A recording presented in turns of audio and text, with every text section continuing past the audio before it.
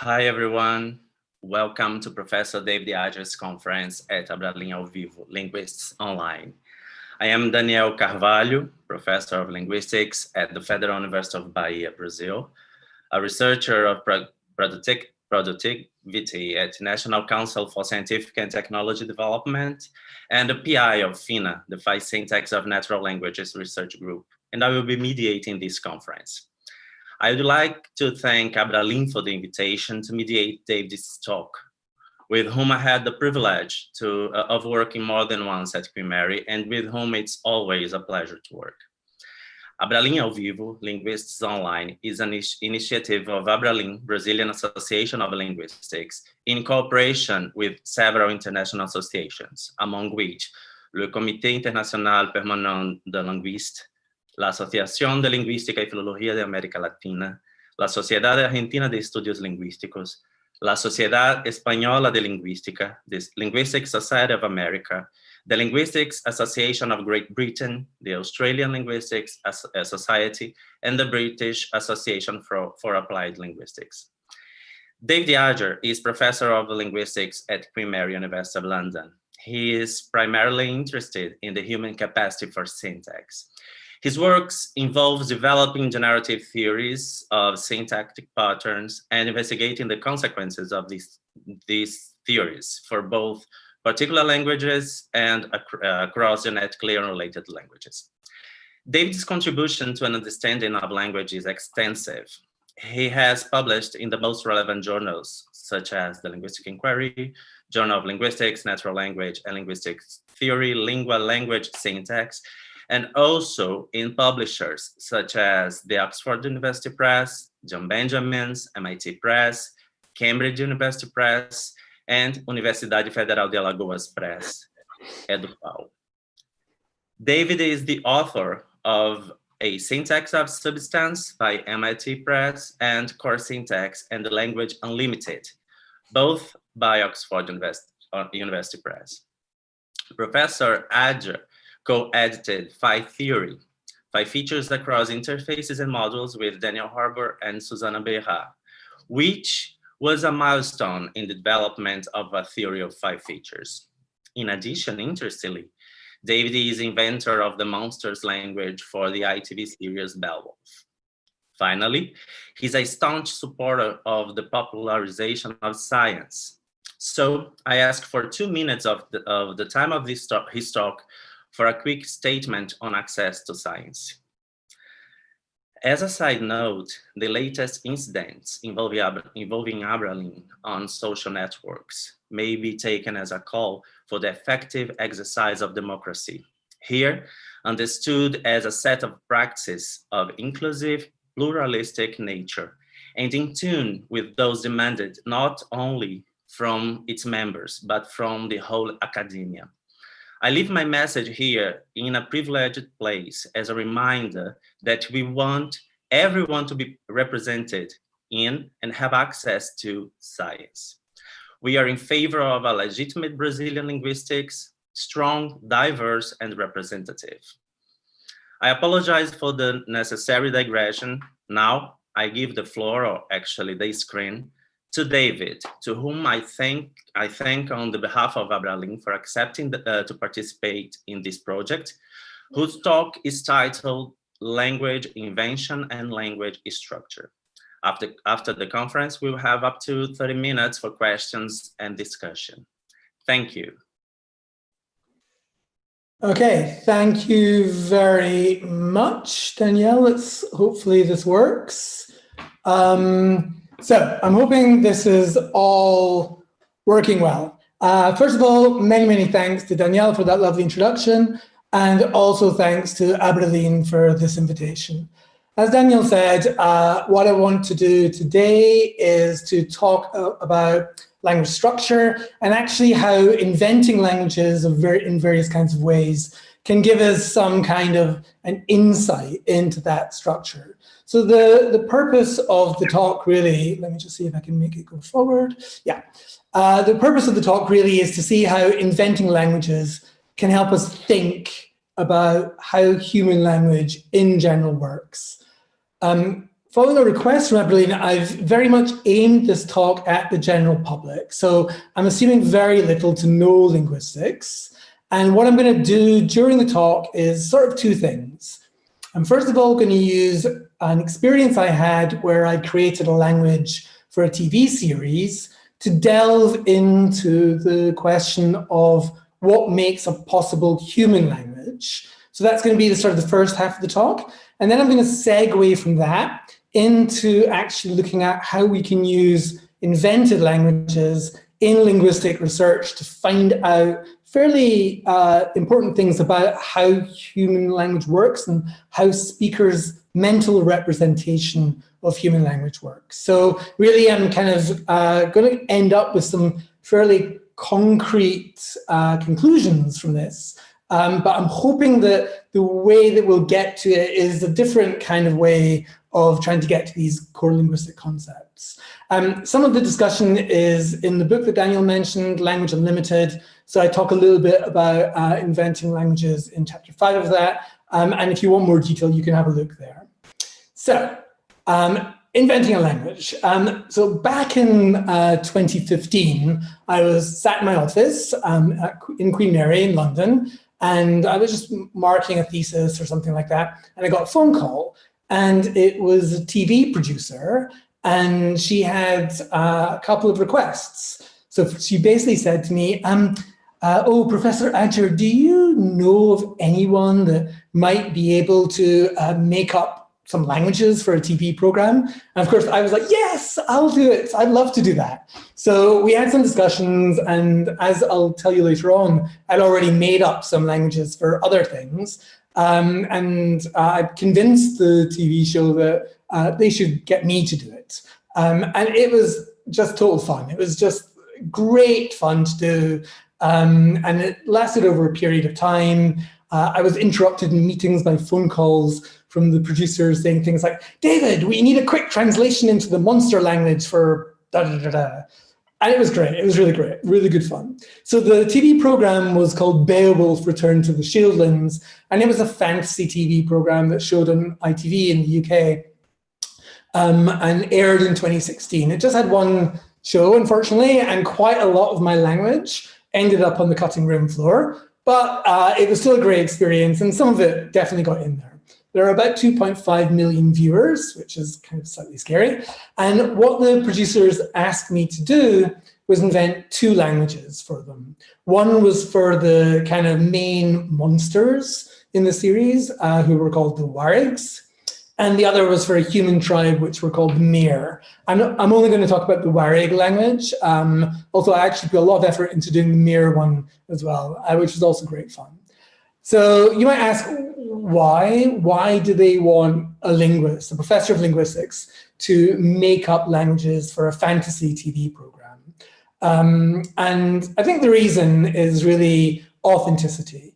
So ever since the Elvish languages in the Lord of the Rings films, and much more recently, the Dothraki and High Valyrian languages, which were used to great effect in the Game of Thrones series, it's become kind of, I don't know if it's necessary, but it's certainly become an expectation that when you put together a series and there's going to be a language in it, that language should work like a proper language. It shouldn't just be random sounds made up, like it was in the early Star Wars films, for example. It should be a proper language, much like Klingon was in Star Trek, or as I already mentioned, Dothraki or Elvish. So the reason they wanted a language was this notion of authenticity.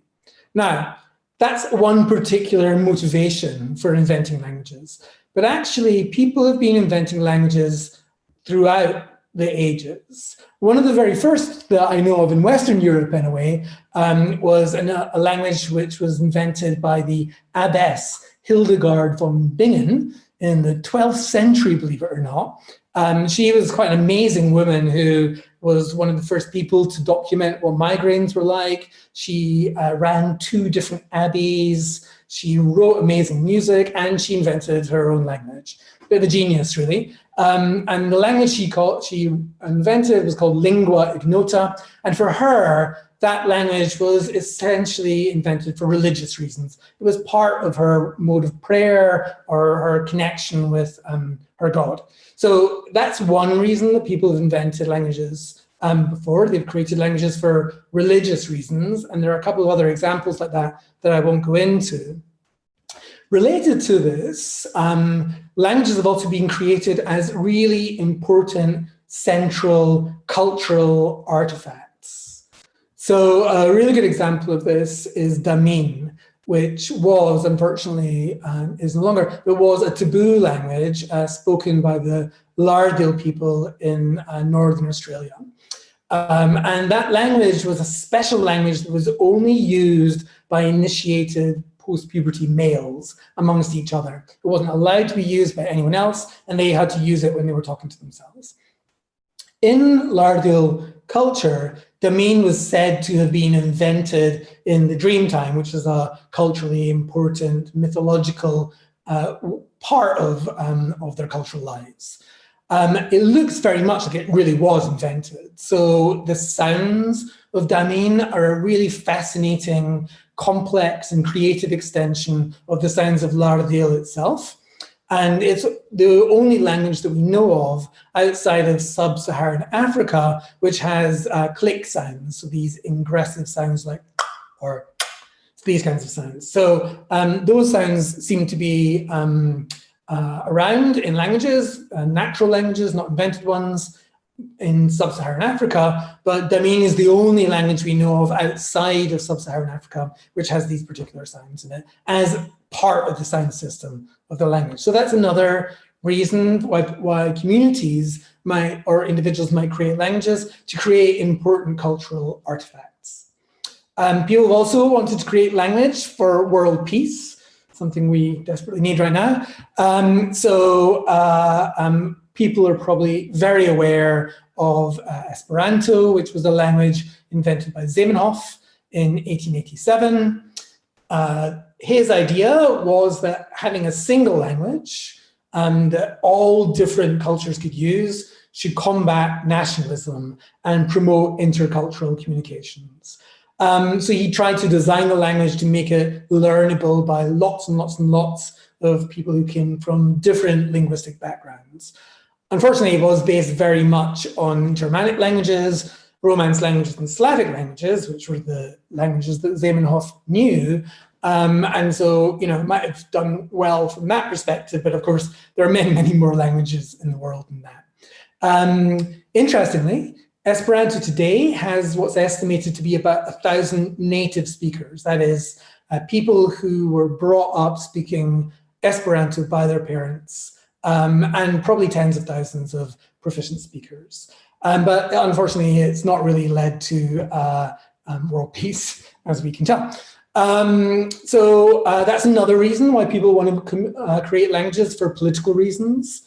Connected to that, people have also created languages for literary or philosophical purposes. So the example I want to give you here is a language called Laadan, created by Suzette Hayden Elgin, who's a linguist actually. And she wrote a series of books called the Native Tongue Books, which used this language as a means of philosophically exploring what a language that was created for women would be like, which would accurately express their thoughts in a society which was underlyingly misogynistic. So that was Elgin's idea, and she had some thoughts that maybe it would take off, and it didn't. But again, it's a language that was created for fundamentally philosophical and literary reasons. Of course, what's very well known are the languages that J.R.R. Tolkien created for his books, The Hobbit, and more importantly, for The Lord of the Rings. Tolkien also was a linguist, a philologist, and he created the languages for his books. I mean, actually, he really created the books for his languages. So he created the languages because he wanted to create them as fundamentally pieces of art.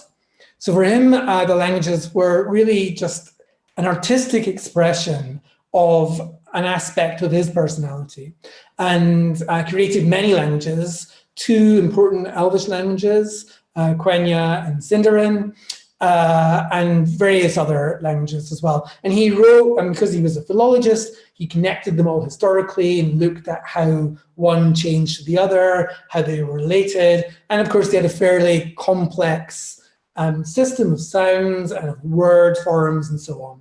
So those languages that Tolkien created were really expressions, as I said, of his artistic self. And then the books became, which were another expression of his artistic self, became something within which those languages could exist.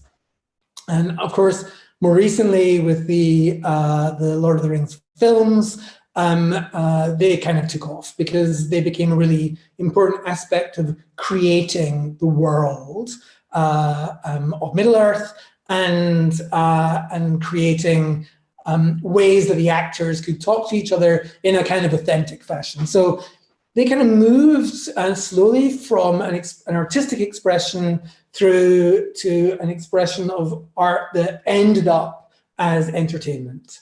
And that's become more important more recently. So I mentioned already David Peterson's languages, Dothraki and High Valyrian, again, highly complex linguistic systems, which have been used in the Game of Thrones films. So, and there's all these reasons. Obviously, the last one is the reason that I was asked to create languages for Beowulf. And so the producers basically sent me scripts and asked me, and in those scripts, there were these creatures called the Warrig who were speaking. So they sent me initially drawings of the Warrig, but here's actually a still from one of the TV episodes. And you can see this Warrig here, not a very pretty individual. If you look very carefully, the Warrig have no lips.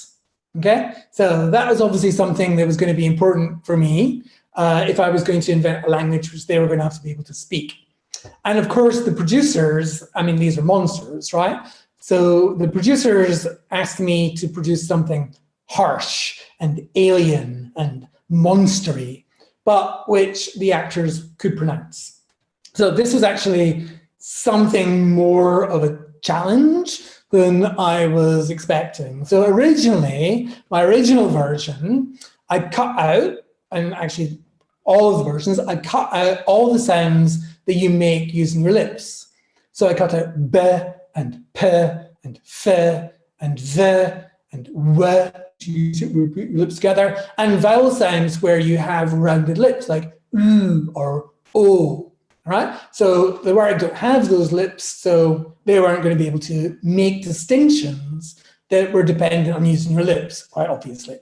So that was one thing. And for the harshness, it's hard to know what the producers meant by harsh. I don't think they really knew what they meant by harsh. They just knew what they wanted to hear, in a sense. You know, if they heard it, they would say, yes, that sounds harsh. Of course, the other language, for the mirror language, was meant to sound, you know, fluent and lovely and elegant. So I had to make up these 2 different languages. So originally, I thought, okay, I'll try adding in what are called uvular sounds.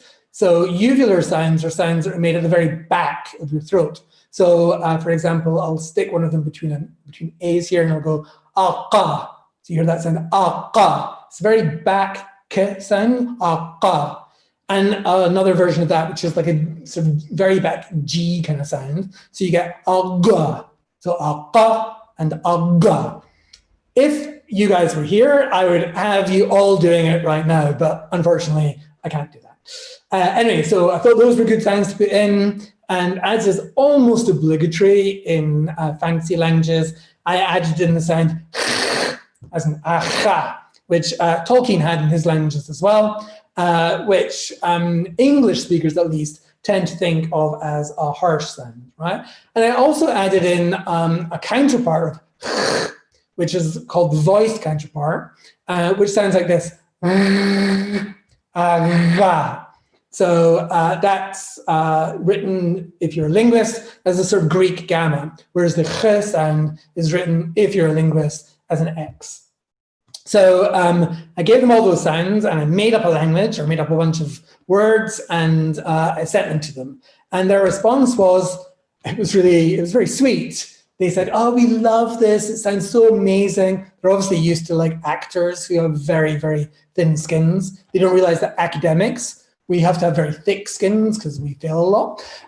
So they were like, yeah, we love it. It sounds amazing. But, you know, we think the extras couldn't make all of those sounds that you gave us. So can you make it sound just like it does, but actually make it easy for the extras to pronounce, or the actors to pronounce? So actually, they really just wanted me to use English sounds in the end, as much as possible. Anyway. Okay, so I went back to the drawing board, and I came up with this set of sounds. So basically, I gave the sounds 3 places where you can make the sound in a language. So you can make the sounds with your teeth. So right over at the right here, we can make sounds like t and d, where you hit your tongue against your teeth, okay? Or s and z, and slightly further back in the mouth, sh and j, and the sound n, the nasal sound n, again with the teeth, and then these sounds and again, the tip of the tongue is very front in your mouth, very close to your teeth. The Wareg, if you notice from that picture, can I show you, they have big teeth. So they have a lot of opportunities to use their teeth for sounds. And then I also gave them k and g. I kept in the ch sound because at least some of the actors could make that. And then the nasal at that part of the mouth is the n sound, like you get in the English word sing, okay? And then at the very back, I gave them what linguists call the glottal stop. And that's when you make a closure in the middle of your glottis, and it gives you a hard breaking sound. So that kind of sound. And that's written by linguists as a sort of weird question mark without a dot. And I also just gave them the h sound, which is also made at the glottis. So those are all basically English sounds apart from ch. And in my own English, I'm from Scotland, so in my own English, ch is a perfectly normal sound. Right? We say things like ach, Davy, my gran used to say to me. Okay, so we've got all these different sounds. They're basically English sounds. The actors should be able to get their tongues and teeth around them.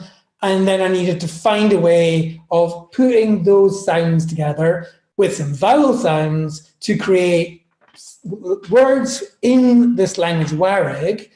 And those words have to sound very not English. Okay, so we've got a coherent set of sounds. Right? And if you're making up a language of your own, you need to pick a coherent set of sounds like this. And these sounds are plausibly made by creatures with big teeth and no lips. All right, now, sounds in and of themselves are kind of meaningless in and of themselves. So if you take the word cat, right, then that is kind of built up out of 3 sounds, k, a, and t, more or less. Okay, and those sounds in and of themselves don't have a meaning within that word, right? So k doesn't have a meaning, t doesn't have a meaning, a does have a meaning in English, the indefinite article a, but it doesn't have a meaning in that word, in that context, in that word. So we've got these meaningless sounds that are put together to give you a word which refers to a furry, meowing creature. My cat Lily is not come here to annoy me yet, but you may see her popping by at some point. Okay, so we've got the notion that meaningless sounds can build up into meaningful collections of sound, okay? And you can see this happening also in an example like cats. So here we've got the meaningful chunk of sound cat, and we've got another sound, and this time it's just the letter s, and it does have a meaning in this particular context, right? So you get from one cat to a collection of cats. So we build up larger meanings out of smaller meanings by building larger sound structures in general, not always, out of smaller sound structures. And then we can, add yet other meanings on, giving sentences like cats meow. So I need to think up a way then, if I'm inventing a language, of not just how the meaningless sounds build up words, but also how the words can build up whole complex meanings.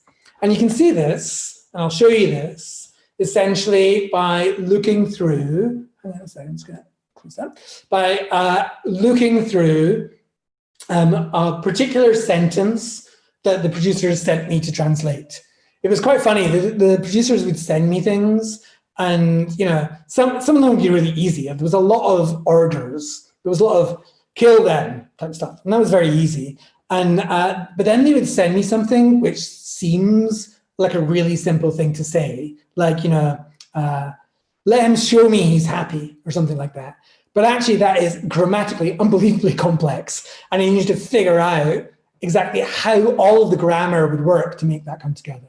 So I'm not taking a very complex sentence, but this was from an episode where Beowulf, who turns out not to be as nice as you might think, ends up destroying a temple of the Warrig. And the temple is put up, essentially, so that the Warrig dead, the ancestral dead of the Warrig, can rest. So it's a kind of means, it's like a temple to their ancestral dead.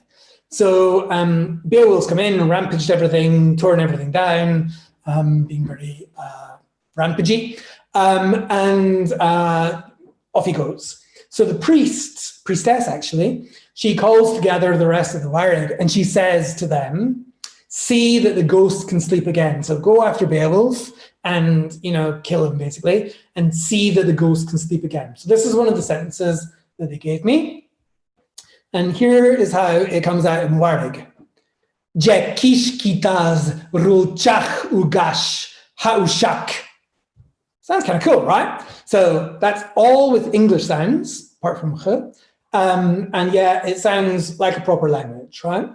So what I'm going to do is use this sentence to take you through some of the design of Warrig, and then we're going to use that to ask ourselves some questions about, well, if you can invent a language, how could you break some of the rules that go together to make human languages, and what are those rules? So that's where we're going with this, okay? So I'm going to teach a little bit of linguistics through this sentence. So first thing you need to know is that the word for ghost is kishkit, okay? And if you look in there, you can see je kishkitaz rolchachukash. So and in the English translation, you've got ghosts.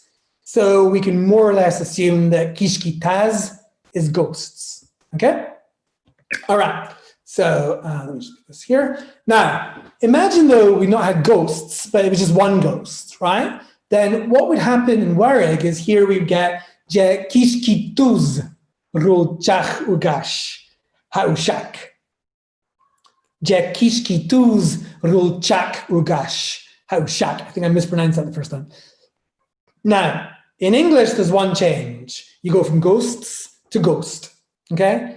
In Warrig, there ends up being two changes. So kishkitaz becomes kishkituz, and chach becomes chak, okay? So what is going on there is the question. So kishkitaz, we already established, means ghosts. Kishkituz looks like it means one ghost. So when I told you earlier on that the word for ghost is kishkit, I wasn't being totally honest, right? Kishkit is somehow at the heart of ghostiness in Warrig, but actually one ghost, at least in this sentence, is kishkituz. And we can see something else is changing as well. Okay, so things get a bit wilder in Warrig than that. So if in Warrig, we'd been in a special temple that was just a two dead Warrig, right? Then you'd say, see that the ghost, meaning the two ghosts, can sleep again. Then you say, jekishkituch rulchaka ugash haushak. Okay? So notice in English, we add an extra word in, two ghosts, right? But in Warrig, what we do is we change kishkitaz or kishkituz to kishkituch, and we change chach or chak to chaka.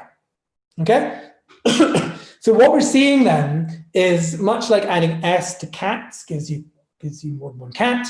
Adding as, and uz gives you one ghost, two ghosts, well, I've done it in the right order, but anyway, one ghost, two ghosts, and more than two ghosts, okay? All right, so that's the first kind of thing that we see how Warwick is built up. So it's a bit different from English, right? Now, what we've got then is, we can see this, we lay this on our table, and we can see, actually, we can take from this one of the basic building blocks of language, all right? Not all languages have this, and some languages, as we'll see, have it in a way more complex fashion, but Warwick has it a little bit more complex than English. So one ghost is kishkituz, one priest is chuluz. Two ghosts, kishkituch, two priests, chuluch. More kishkitaz or chulaz. So we can see these affixes are marking number. In linguistics, we call this singular for one, plural for more than two, if you're looking at Warwick here, and dual when we've got just two things. So that's one of the basic building blocks that languages are built up out of, number. We're going to come and have a look at that in a little bit more detail later.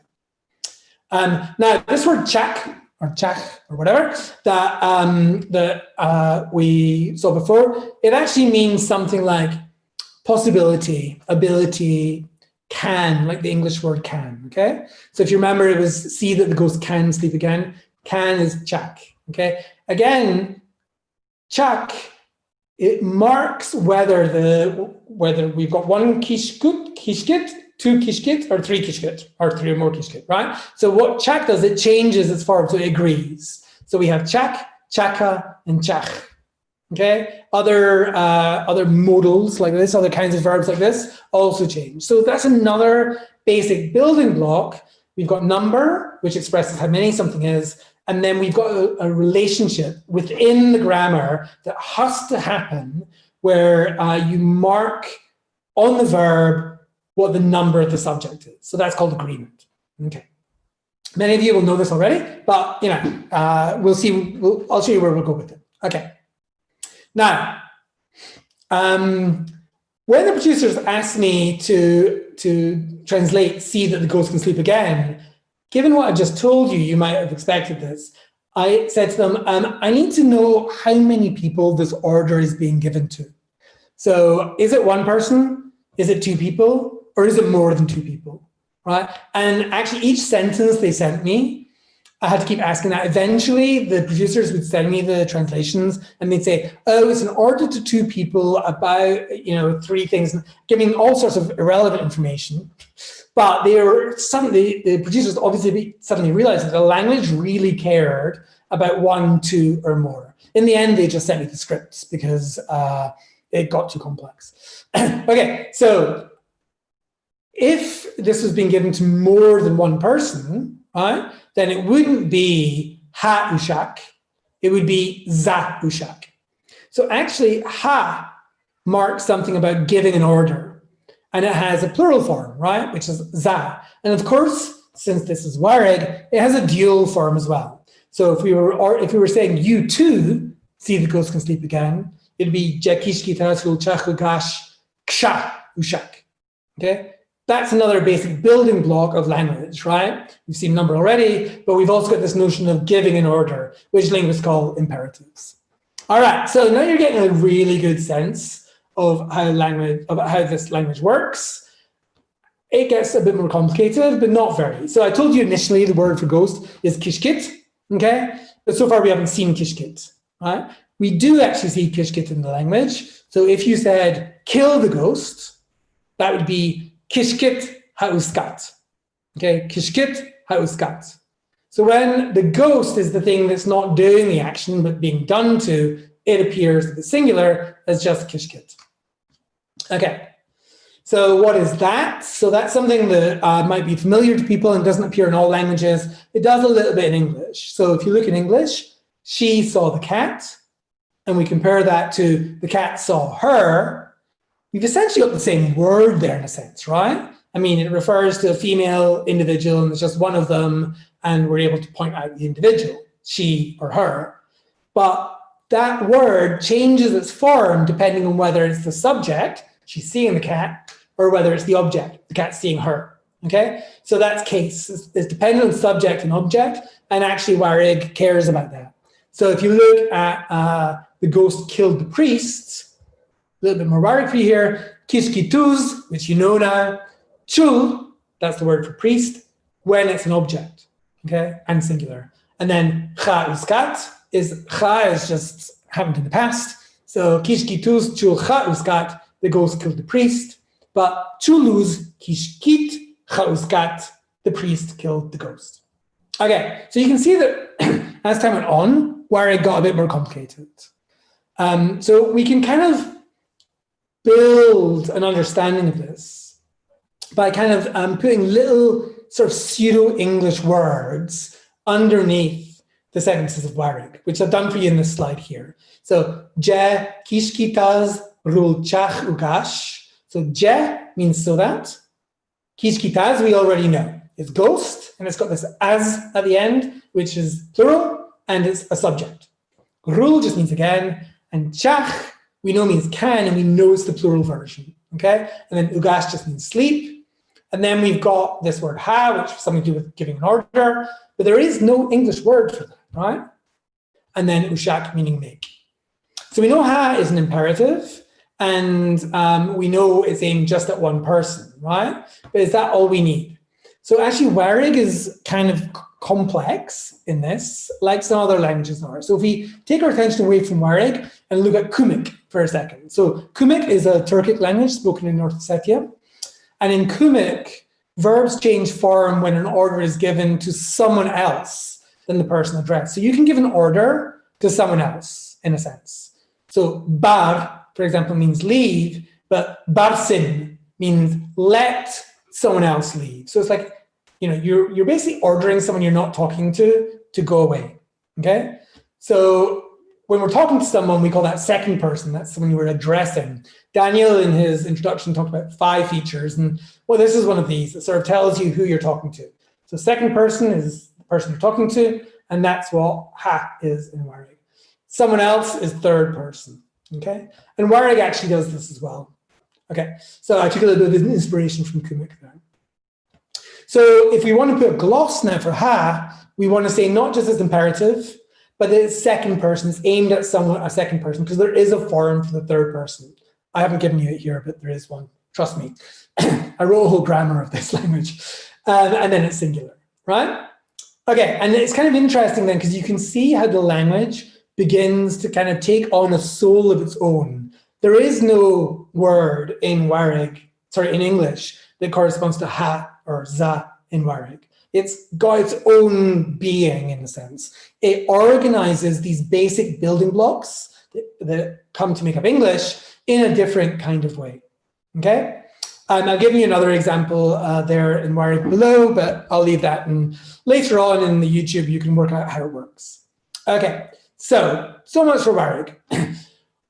The reason I wanted to go through Warig here is, as I said, this is really aimed at people who don't have very much linguistics, to show that when you build a language, there are some basic building blocks you build it out of.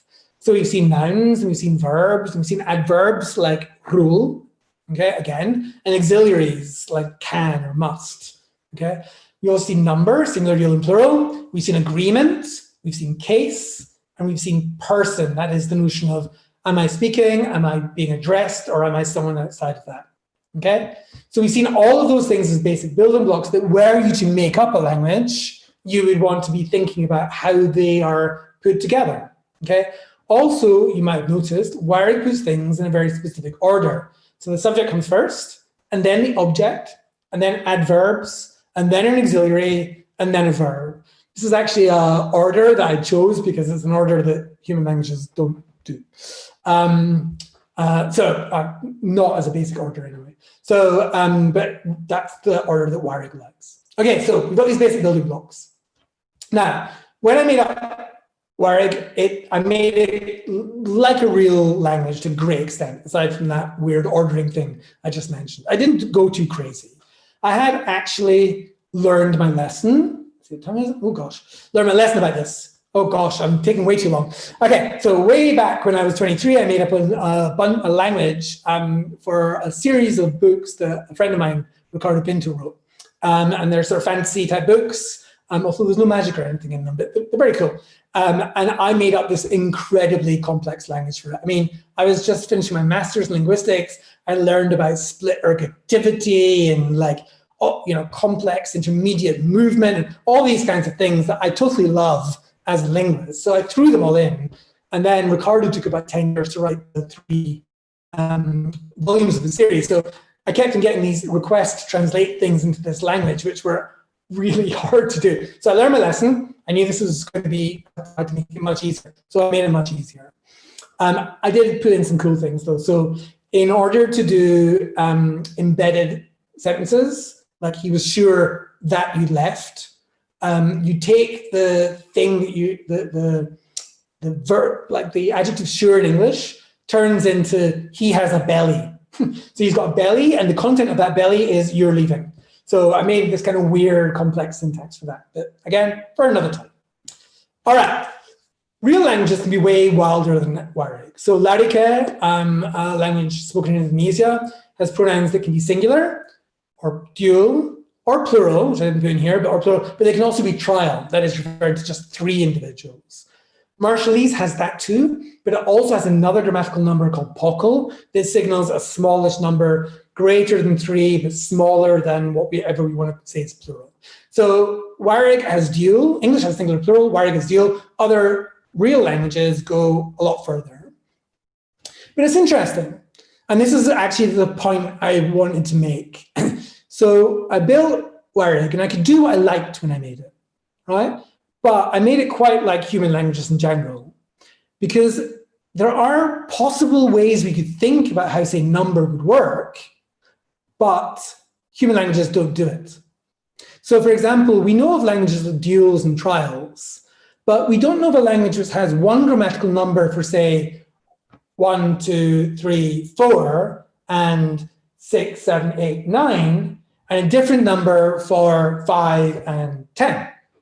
And that's weird because, I mean, as far as that, that's a normal way of thinking. You might imagine that's a really important distinction to make when you're counting by hand, right? And Warig certainly have 5 fingers as far as I know. So, I could have made up this language, but no human language does that. Languages have singular, dual, trial, pockle, plural, and there's specific ways that those interrelate, and that's it.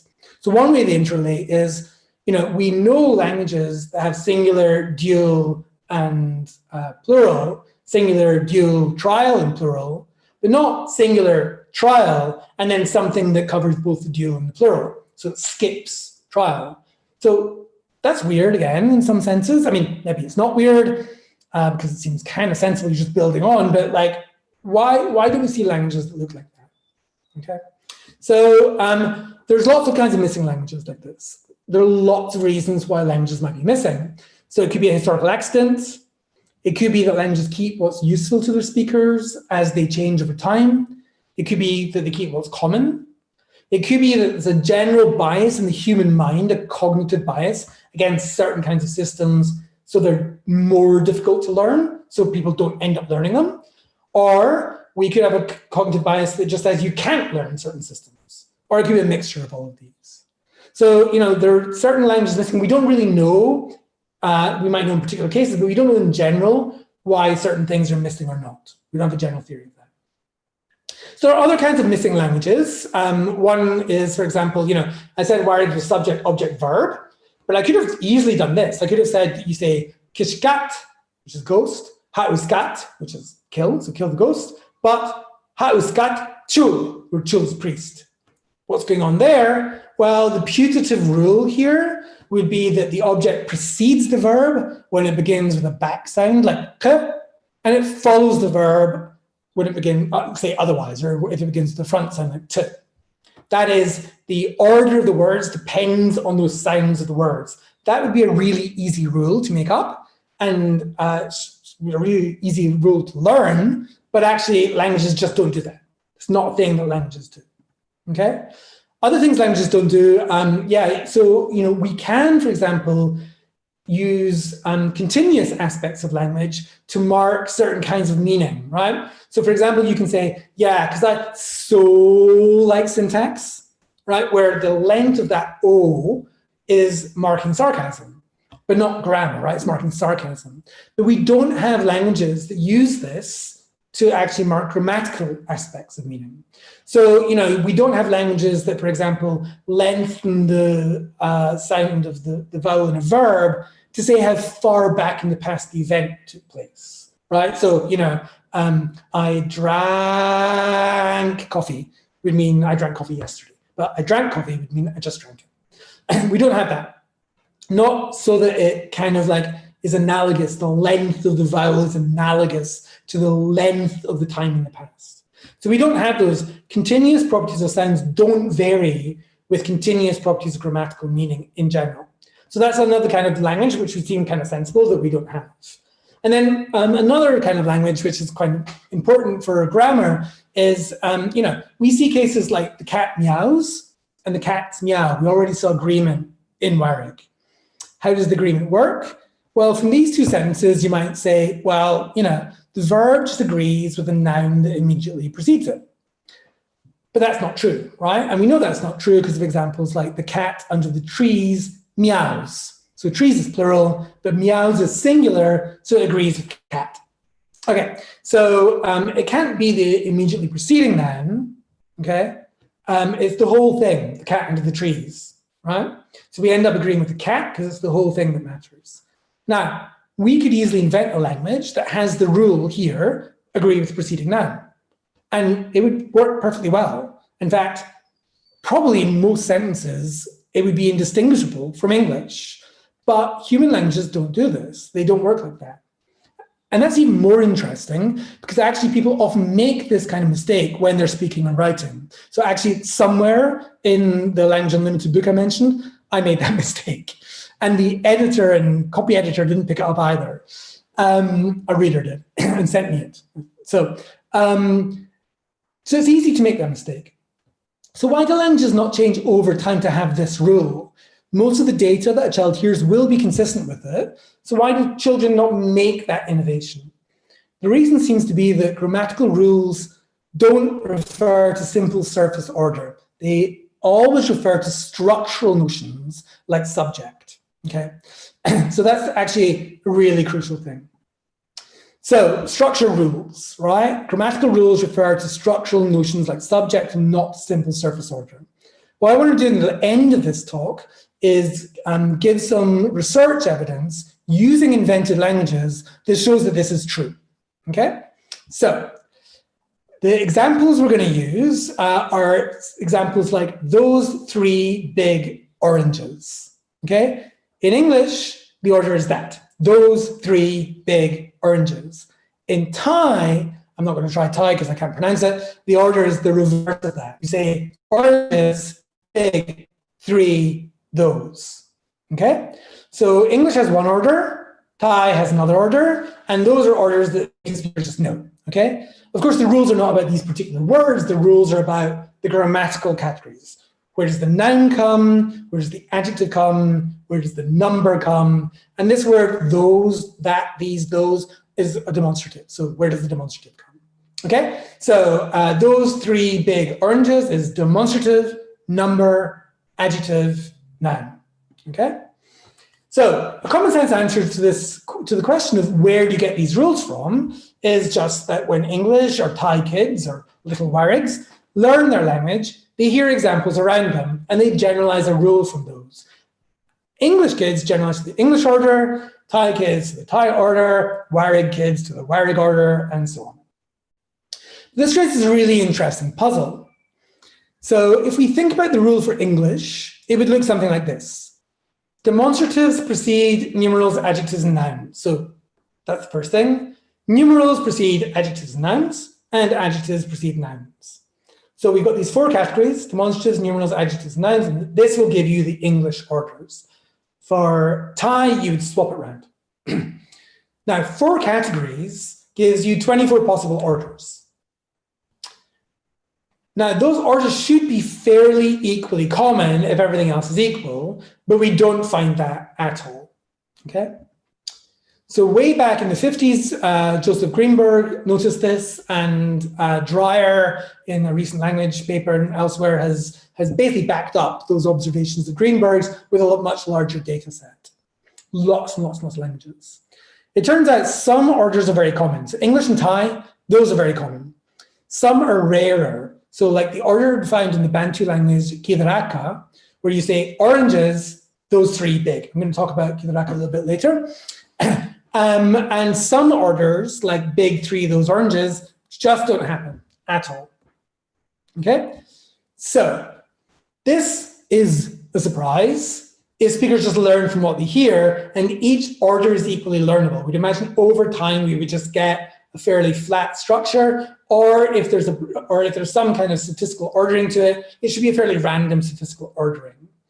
So is the fact that we've got two very common languages and then some less common ones and some that don't exist at all, is that a historical accident like I mentioned earlier on? Or is there something about the human mind that somehow prefers some orders to other orders? So we've been attempting to use invented languages to address these questions. So this is a project led by Jennifer Culberson, who's in the picture just there. Alex Martin is our postdoc on it. There's a picture of me there. This is when we were recently in Kenya working on Kidaraka with our local contact there, Patrick Nápijo.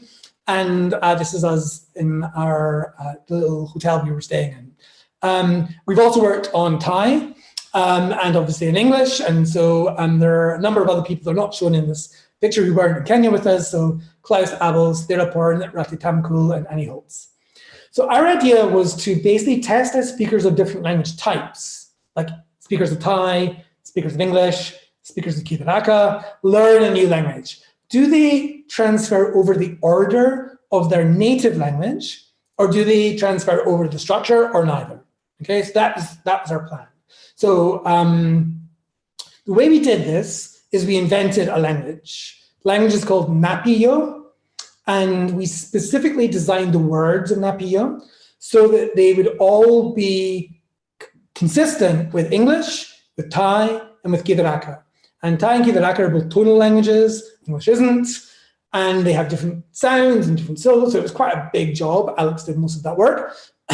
And then our idea is that with this language, we keep the words the same, but we vary the order of those words depending on the native language of the speakers. So we give them the order that's not their native language. So for example, we teach English speakers a version of Nápijo with the noun first. Remember, English speakers put the noun last. And Thai and Kidaraka speakers, we teach them a version with the noun last, because in their language, it goes first, okay?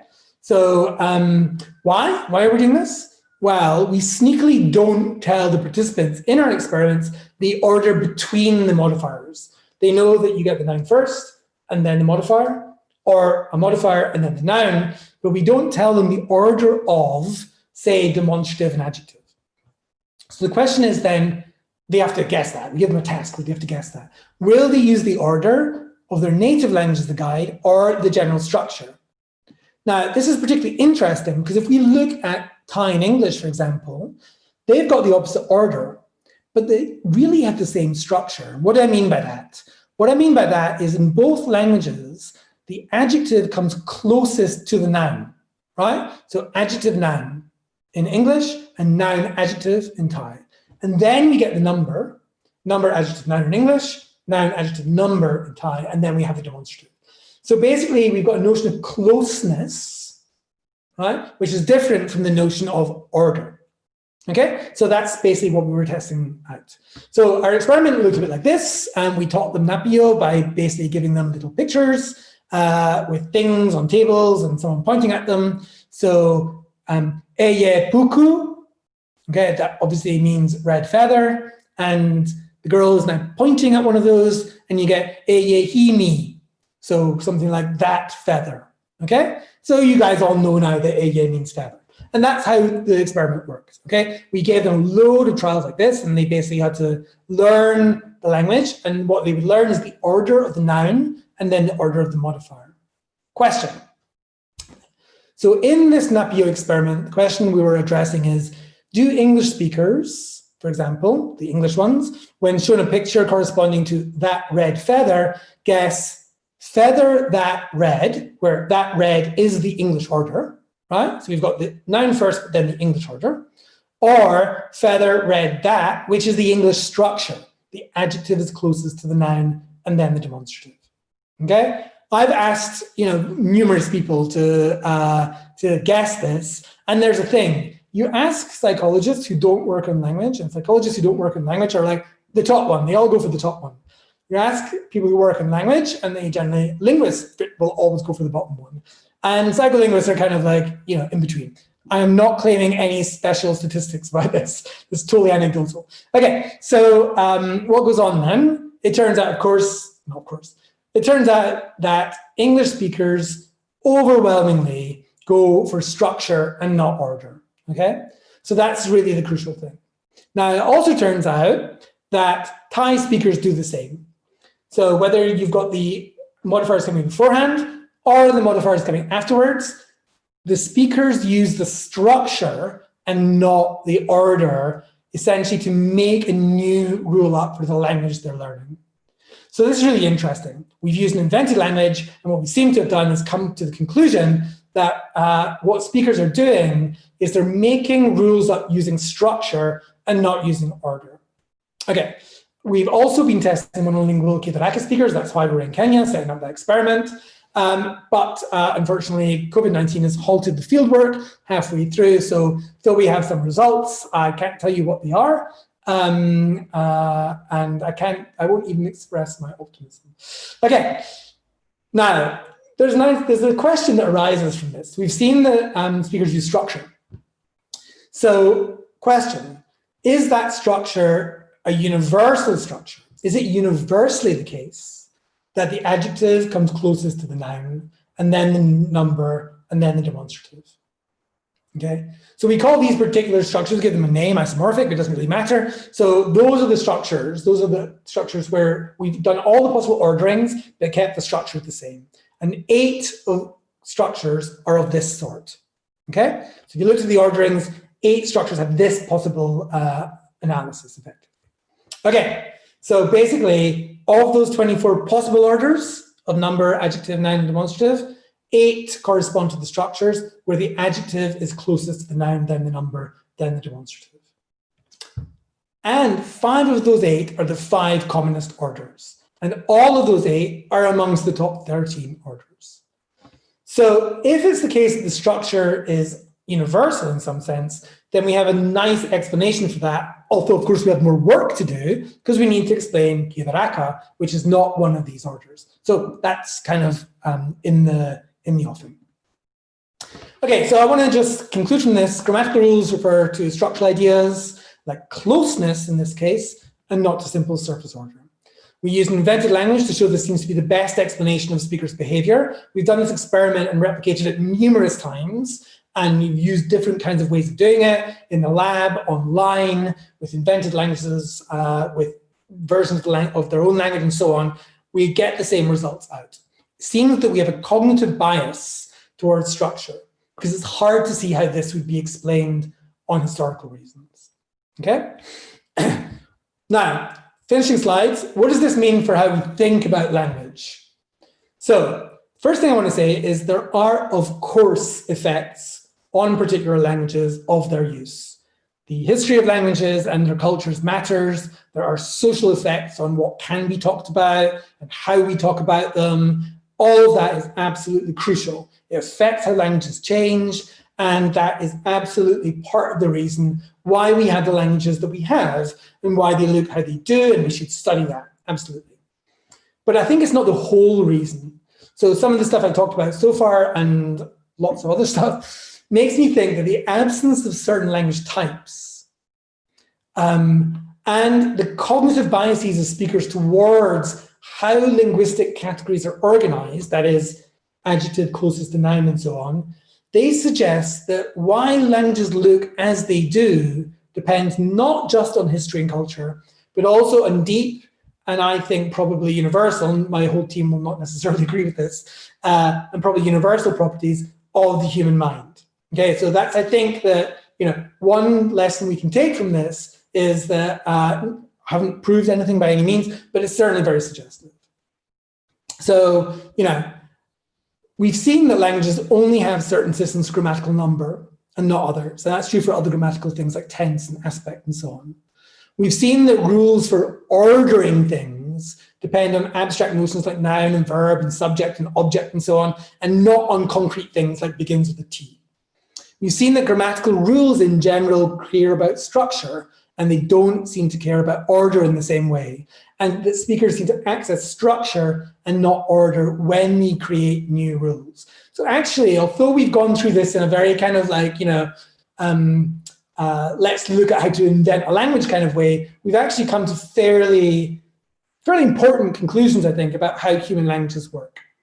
So, I'm going to conclude by saying that all of our human languages seem to develop and change in the ways that they do that respect culture and history within specific and, I think, discoverable boundaries of what makes a possible human language. And that's kind of what I'm really interested in myself as a researcher, what makes a possible human language?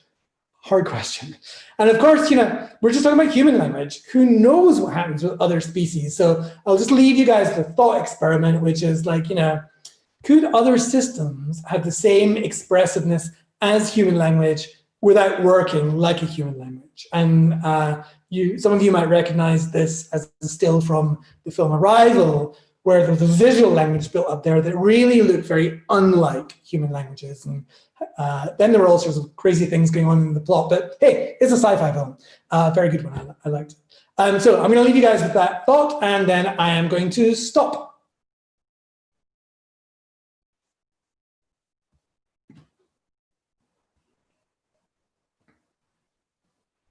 Hello? Hi. Okay, 1 hour it was. Hi. Yeah. little bit over time. Thank you very much for your great talk. It was very, very interesting, very nerdy. We all loved it. Was it nerdy? So we have some questions. We'll start with Pedro Henrique's question, who asks, could we create languages that are based on human language structure? Sorry, he said we could do it. And he asks, would an invented language turn into a natural language? Well, so that seems to have happened. So Esperanto was an invented language, okay? And it's we now have native speakers of Esperanto. So how does the Esperanto of the native speakers work? Has it changed? And it seems to have changed somewhat. There's not enough research in this, actually, but it does seem that certain aspects of the grammar of Esperanto have kind of modified away from what Zamenhof originally wanted in a particular way that suits how languages work. A really interesting question would be, what would try to happen? And we couldn't do this, but if we made up a language that really wouldn't look like a human language, broke some of the rules, could kids learn that language, or would they change it into something that would look more like a human language? Now, obviously we can't do that experiment. Don't think you'll get through the ethics boards, but actually there are some really interesting cases. So Neil Smith and Yanthi Simply have this very cool study where they worked with someone who had quite low general intelligence, but had an amazing capacity for learning languages. So it's called Christopher. And they taught him some languages which broke the rules that human languages should follow. And he found those really difficult to learn.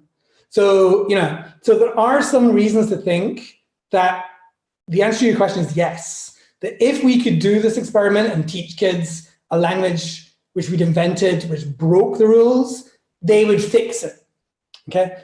We can see some stuff that looks a bit like this in the creation of new languages. So we have sign languages, for example. So sign languages are just like normal languages. They have grammar, they have a phonology, which seems strange because you think phonology is sound, but the shapes of signs can be broken up in the way that sounds can be broken up.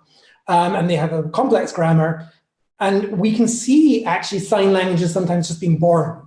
So people probably know of the really famous case of Nicaraguan sign language. But there are lots of little village sign languages where families with deaf kids end up creating fairly complex languages within a very small area. Those languages, again, show the hallmarks of the things that we see across human languages in general. So again, that makes me think that there is something that we as humans don't perceive stuff and learn it. What we do is we perceive stuff and impose upon it, to a certain extent, the possible structures that human languages can have. So, can't answer your question in reality because it would be illegal, but I think the answer would be yes, given other things. Oh, great. Another one is, how could one adapt the creation of a language to school teaching? Great. This is a great question. I have done this. So yeah, we have a project. If you look up creatinglanguages.org, there's a project. That website really needs to be updated. But anyway, there's some stuff on there. So I've been working recently with both primary teachers here in the UK and secondary teachers. So I've been working with a charity called the Centre for Literacy in Primary Education, and we train teachers in a way to organize their classes where the kids make up languages from scratch. So in England, there's quite specific things that kids need to learn. They need to learn reading through phonics, which is a way of learning reading where you learn the sounds and then put them together. Teachers find it really boring, and kids find it quite boring too, some kids do anyway. So this is a way, if you get them to make up the sounds and them to make up the words, that of course gets them to immediately connect the letters with the sound and improves reading. Also, kids in English have to learn grammar, grammatical terms. Didn't used to be the case when I was at school, but now they have to learn things like preposition and adverb and stuff like that. Again, teachers find it really boring and dry. But of course, if you get the kids to invent an island with monsters, and the monsters have their own language, and then suddenly a monster has to order another monster to get out of his territory or something like that, then the kids need to make up a sentence using these grammatical notions. So suddenly you can use the notion of invented language as a way where it can become useful to kids, to be part of their creative practice. So we've done that with primary school kids and with loads and loads of secondary school kids. I spent most of the pre-lockdown period actually going out to schools, running workshops with teachers and with students, and essentially making languages up as a way of getting kids to be excited about concepts of linguistics. And there's a ton, if anyone's interested, I have a load of material, just take it, you can adapt it to Portuguese or whatever, but I think it's gonna be a really cool thing to do and it can work really, really well. So it's actually one of the things I'm kind of excited about just now is that. So I recommend it as a way of doing things. Great. We will do that.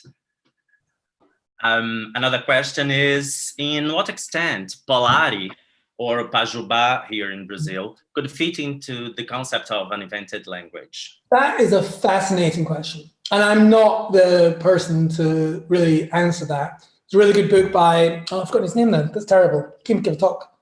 I'm just having a senior moment. There's a very good book on Polari that just came out, and I feel embarrassed I can't remember the guy who wrote it. It will come to me. I think his conclusion is that it's a way of speaking as opposed to a language. So it's a mode of speaking that has its own special vocabulary, not necessarily its own special grammar, although there might be some grammatical things, and it interacts with English as you speak it. I don't know about the Brazilian version of Polari at all. Really ignorant about that. So I think it's not so much an invented language, and obviously it's sort of, but it's an invented vocabulary and way of speaking. You could, of course, I mean, it is important. It's culturally important. It's an important thing for people to express their culture, and it's kind of died away in the UK now.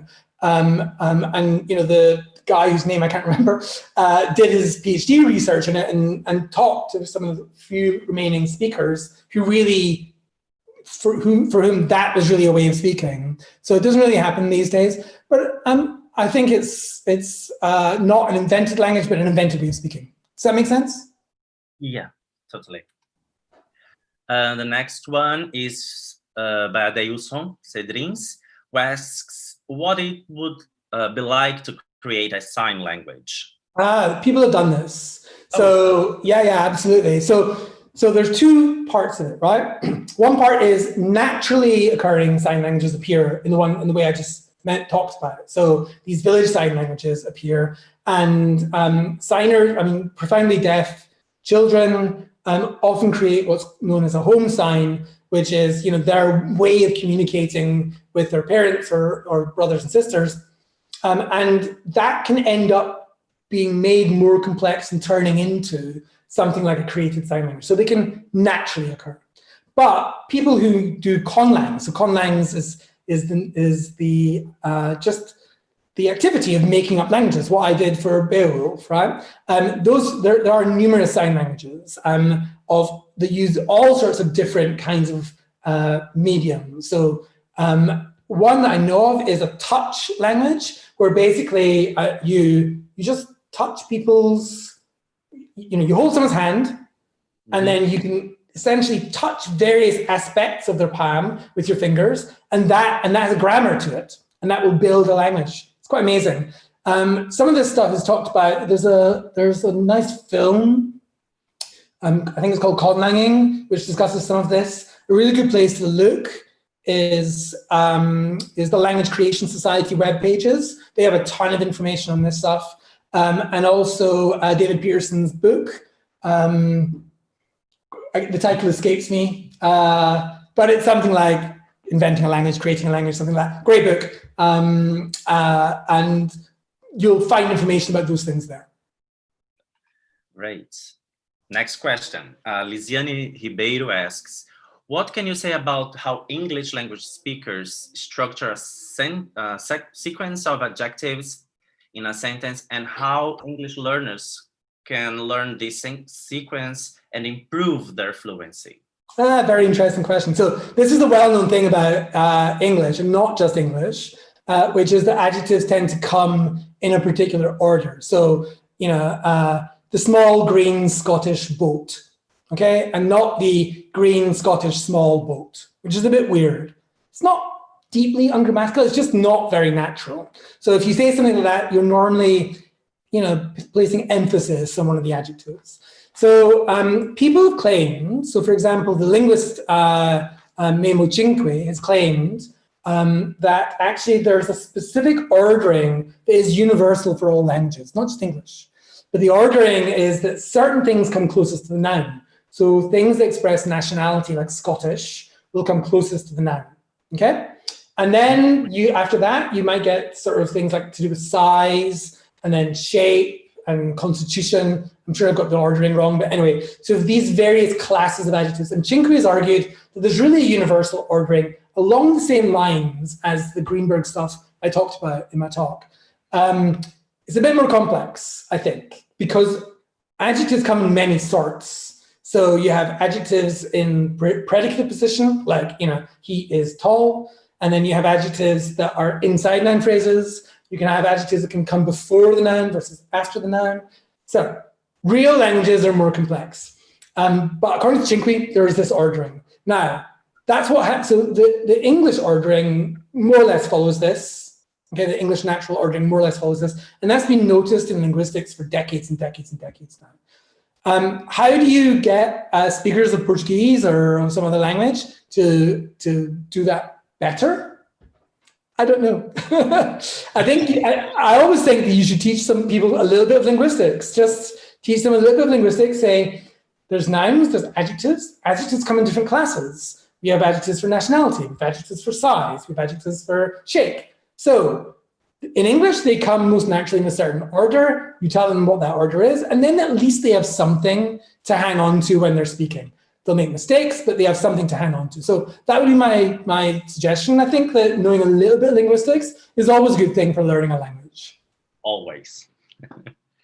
Paula Hermelin asks a question whose interest is directly to my group. Concerning 5 features, could you talk a little bit about your theoretical thoughts on gender and number agreements inside the DP? Oh my gosh. This was meant to be a for the public talk. This feels to me like a question that someone should that we should have a separate Zoom discussion about.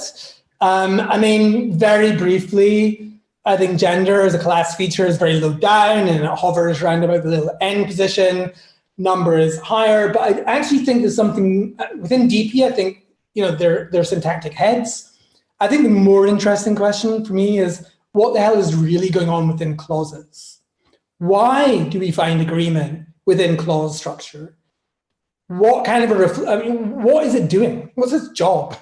I mean, that we really don't have a deep analysis for. And if you look at the way that agreement features distribute within clausal structure, often they just don't behave. They do something weird. They behave as clitics, or they cluster in a particular place, or they just don't behave as well as they should. So I think there's still a puzzle there, Paula. But yeah, I think this is a question for another time. Okay. Another question is, I didn't took note who made it. And are there important differences that allow you to distinguish between a made-up language and a natural one, so to speak? That's a really interesting question. I think it really depends. I think most people, so as I said, people make up languages, construct languages for all sorts of different reasons. So some for philosophical reasons, some for artistic reasons, some for hobby, some as an expression of themselves, some for entertainment, some for a job, not very many, some for a job. So, you know, the question then is, what's the purpose of making up the language? So can you make up a language that has all the properties of human languages? Of course, no problem at all. When I say all the properties, it's a big job. But anyway, can you make up a language that follows the properties of human languages? Sure. Can you make up a language that breaks those properties? Definitely. So Warig actually, it violates the order, the actual order of demonstratives, adjectives, numbers, and nouns, because I was like, this language is too well behaved. So I made it violate those, and it's fine, you can violate them. So you can absolutely make a language. Could you tell, looking at a language, whether it violates it or not? Only if you have a good theory of linguistics. That goes back to the very first question. You know, do we really know what it is about human minds that makes languages what they are? Answer, some. We know some of it. So we can definitely tell when things are being broken, but we don't know the whole range. And we probably never will know the whole range, but we can certainly improve our knowledge and understanding. Great. Alex Fang asks, given that we have cognitive bias toward structural ideas rather than surface word order, so is this bias learnable, or people are inborn with this bias? Yeah, very good question. I mean, my gut instinct is to say that that a version of the bias is inborn.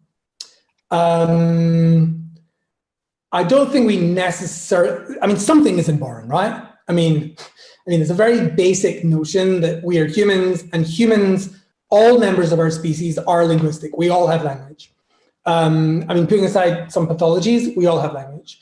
So, you know, and other species, as far as we know, and we've had a really good look, other species, as far as we know, do not have something like language. They don't have, well, they certainly don't have something like grammar. They don't have ways of putting words together to make more complex forms with more complex meanings. So there's something that differentiates humans from other animals. That must be something about being human versus not being another animal. That must be inborn, right? Next question is that, so there's something inborn that gives us the structural bias towards structure. Next question is that bias towards structure specific to language itself, or is it a more general bias, right? That is, when we learn stuff in general, do we assume that we're learning structures? Or does that happen just in certain kinds of learning we do? So if we learn to sequence things, do we learn to sequence them as sequences? Or do we learn to sequence them as hierarchies, that's structure. So imagine you're a kid and you're learning which blocks go on top of which other blocks in that kind of classic Piaget kind of way. Or do you learn that by assuming that you build a unit, which is small block and big block, and then you take that unit and you do something else with it? Do you learn that, or is that something you just naturally do? And if it's something that you naturally do, does that mean you do it for all aspects of cognition? My gut instinct, again, and that's all I can tell you, is no. I think that the structural bias is there for certain aspects of cognition and not for other aspects of cognition. It's certainly there for language. So then it becomes an interesting question. So everyone gets very fraught and upset and all like tearing. I mean, obviously I have no hair during these lockdown periods because I just shaved it all off. Not that there was much of it anyway, but like, people tearing their hair out about universal grammar and all that kind of stuff. But I mean, you can think of universal grammar, and the way I think about it really is just the notion that we've got this stuff in our head, and then we don't use it all when we learn a language. We just use some certain configuration of it, and that configuration is inbuilt. That is, we use a bit here, we use a bit here. It's like, universal grammar sort of throws out a bunch of hooks into the rest of the mind and then pulls in those things, and those are the things it uses. So, things don't need to be used only for language. They can be used for language and other stuff, but there are certainly things that are not used for language. So we need to say that there's structure in the human mind, and that structure is specific, at least in some ways, to language, I think, anyway. Well, I agree. Thais Deschamps asks, what are your thoughts on the effect of the environment and or iconicity on the development of human language? I mean, it's interesting, isn't it? Right. So I gave an example in the talk, and it's an example I go into in more detail in my book, about how we don't use an iconic relationship between, say, the length of a vowel and temporal pastness. So we know languages. So for example, Yimas has 6 past tenses, right? You've got like just past, you've got past, but today, past in the last couple of days, way before then, and then you've got sort of legendary past, right? So we've got like multiple kinds of ways of doing past. But we don't have a language that has, that signals iconically how far back you are by, say, lengthening the vowel of a verb to that level, right? So, I drank something, I drank something, I drank something, I drank something. We don't see this iconic relationship happening. So I think there are lots of places where we don't see iconicity. I think there are probably places where we do see iconicity, but then I think to really get that working, you need to ask, what are you being iconic to? You need a good theory, not just of the grammar, but actually the thing you're being iconic to. What is the real theory of that? And actually, I would think that a lot of our theories of concepts in psychology are not sophisticated enough to provide that second half of the iconic relationship. So for me, I think the most interesting cases are to look really hard at natural language grammars and ask ourselves how they are working, and then seeing to what extent we can explain that by other factors. Do we have good enough theories of other things that we can use iconicity? Why don't we see iconicity in lots of places? So that would be my preferred way of moving forward in this. I certainly think there are lots of things where an iconicity explanation is just not going to go anywhere. I think successive cyclicity of WH movement is you're not going to get that through iconicity. So I think there's a bunch of things where iconicity is only one tool within the whole box of explanatory things that we have. Well, Tony Svenstra makes a very nice and relevant remark on it. He says, you might want to pay attention to ideophones, because with these elements, you find that vowel lengthening has a semantic effect. Yeah, it has a semantic effect, but not a grammatical effect. So I think this is the really crucial difference. So the case I gave with sarcasm, right? Like he's so handsome, that kind of thing. So you definitely get semantic effects that are iconic to aspects of sound, without doubt. And we know that sounds can convey social meaning, they can convey expressive meanings, all sorts of really interesting meanings. And ideophones are a great situation where this can happen. Absolutely. But I don't think we find that within grammar. The closest that I know of is within sign languages, where you have the grammar of comparison. Because then you can create a space, and then within that space, you can sign different aspects of the space to talk about something being more X or less X. However, even then, I think the right explanation for that is not to say this looks iconic, but it's not to say it's continuous. It really breaks up into above and below. And then I think that's right. Although that's for research. Philippe Schlenker probably has a discussion about this somewhere, but that's the way I'd go. So thank you, Tonias, but I disagree. I guess that's it. Excellent. Okay. Well, thanks so much. That's good. Yeah, it's perfect timing. So thanks very much for having me. Thanks to Abralin. Thanks to you, Daniel. Thanks to everyone who listens, whether live or on YouTube. And have a lovely rest of your day. Oh, thank you very much. Thank you, Dave, once again for the beautiful talk. Thank you for the participation of the audience and the technical team.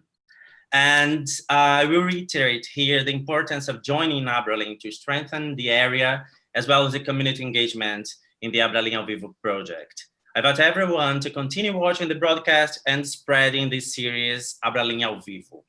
Thank you very much, everyone. Ciao, bye.